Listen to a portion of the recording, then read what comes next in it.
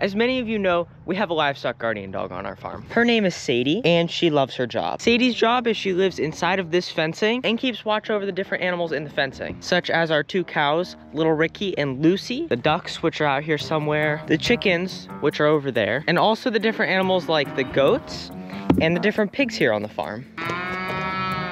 He really wants hay. Hey buddy, how are you doing this morning? We have had Sadie for almost 2 years now, and in today's video I thought I would talk about what it's like to have a livestock guardian dog on a farm and if you should get one.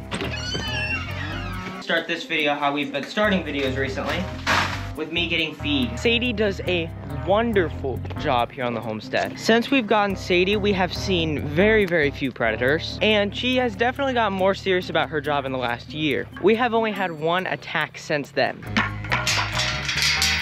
Since we put this fencing up and put Sadie in this fencing, there has only been 1 occasion where a predator has tried to harm our bird. And Sadie did the best to stop it, though the ducks were actually out that night sleeping in the yard. Though the fox would have killed all of the ducks, it actually only injured the one, which unfortunately did end up killing it. But thanks to Sadie's effort, it saved our entire flock of birds. Lucy, come get some food.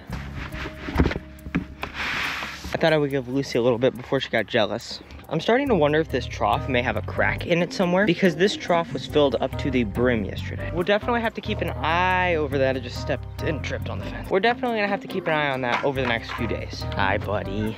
Hello. This guy sure does still have a lot of water. Wow. I've already talked about what it's been like to have a livestock guardian dog and how much she has saved us recently. But should you on your homestead get a livestock guardian dog? So we have all these bales of hay, and unfortunately it's gonna rain tomorrow. I really don't want to carry all these bales, because as I learned from unloading these bales, they are very heavy. So how many are there? There's 1, 2, 3, 4, 5, 6, 7. All right, so there's 7. We need to take 6 of these bales and put them in the milking parlor, and then 1 of these bales need to go over to Little Ricky.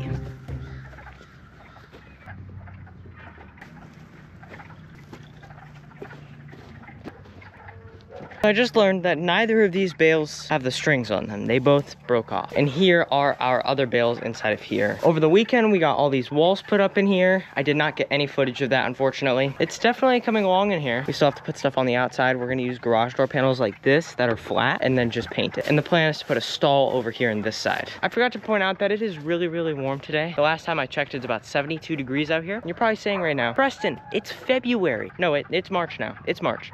You're probably saying, Preston, it's March. How is it 72 degrees out? I don't know, but this is too hot for March. You see, I'm the kind of person that likes it warm. Anything above like 60 is just wonderful. And that's why I hate the winter time. But if it's 72 degrees in March, what's it gonna be like in July? And with a homestead, it's going to be really rough with all these animals. But that's a July problem. Time to look at the problem in front of us. 2 bales, both of the strings broken off. I think I have a plan though. We'll probably take this bale. I could probably carry this in 2 or 3 trips over there. And then we'll just use this one in the morning before it rains. This should be fun.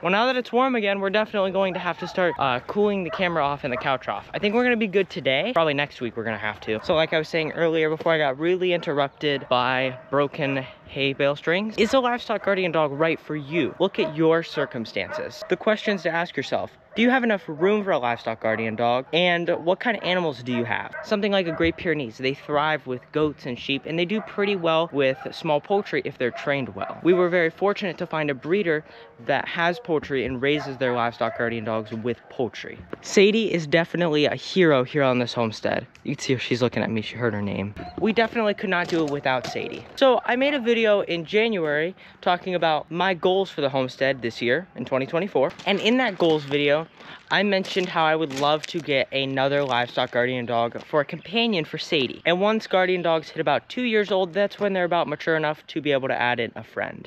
If you add it in too young, then sometimes it can make it so they just want to play and they don't want to work. So I didn't know when that would get to happen, when we would be getting Sadie a friend. So I'm very happy to introduce Sadie's new friend. This is Kato. He is actually my cousin's puppy, but she ended up moving and can't have any dogs where she lives. So Kato lives here for the time being. And since that is the case, we are going to be introducing Kato to Sadie pretty soon. When that happens, I'll definitely be doing a lot of content about that. He's still just a little too young to be able to interact with Sadie yet. He needs to be just a couple weeks older just to be able to maybe focus on his job a little bit more than he could as just a small puppy. So you may be thinking that he looks a little different from Sadie. Most of their markings do go away, but Sadie is actually full Great Pyrenees.